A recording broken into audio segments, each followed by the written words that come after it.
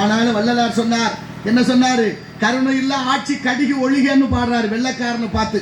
கருணை இல்ல ஆட்சி கடிகு ஒழிக அருள் நயர்ந்த சன்மார்க்கராள்கள் என்று பாடினார்.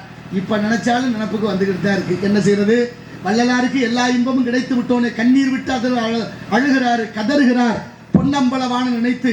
அப்ப கேட்கிறாரு ஈசன் வள்ளலாரை பார்த்து, ராமலிங்கம் நீ வேறு நான் வேறா இருந்தேன், நீ அழுதா சரி, இப்போ உனக்குள்ள நான் வந்து விட்டேன், ஏப்பா அழுகிற, உனக்கு எல்லாம் கிடைச்சிருச்சேன்னு கேட்டாரு. அதுக்கு வள்ளலார் சொன்னாரு, எனக்கு மட்டும் கிடைச்சா போதுமா அம்பலவானா?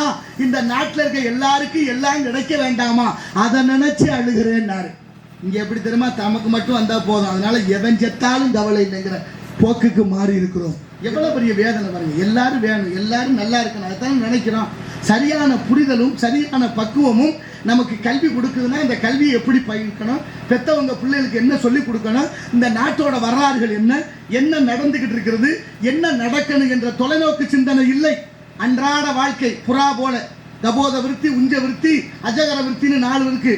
மலைப்பாம்பு இறதேடி செல்லாது, புரண்டுக்கிட்டே கிடக்கும், எது பக்கத்தில் வருதோ அப்படியே சுருட்டிக்கிறோம்.